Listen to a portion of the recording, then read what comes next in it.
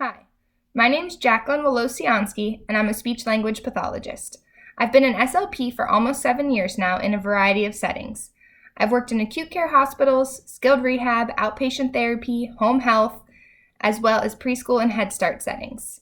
I truly love what I do, and I love helping people, which is why I wanted to create this YouTube channel. Thanks so much for watching.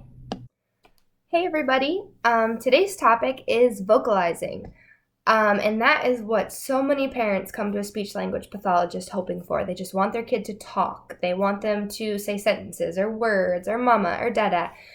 And it all initially starts with an initial vocalization. That typically we think of more as an infant newborn skill where they might be just saying, ah, ah, and we call it cooing.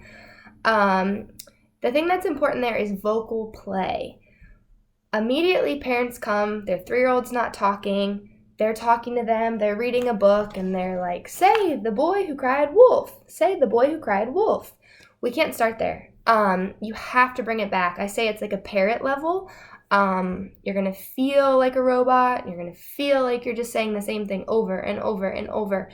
But initially, all kids, whether they're 3, whether they're 3 months, you're going to go through typically relatively the same progressions as they develop their speech. And the first one is cooing and into vocal play. So what that might look like is, you think of that newborn baby, and even if this is your 2-year-old, they say ah, you say ah back. They say ah, you say ah back. Typically with a big smile on your face, some excitement. They're learning, like, I made a sound, I kind of got a response. I did get a response, sorry. I made a sound, I got a response.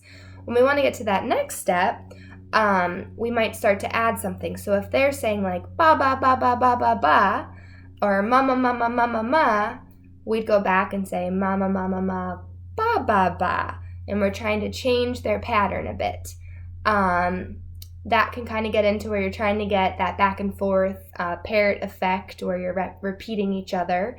If they say, say like they're eating food and they're like, you might be like, num, num, num, num, num.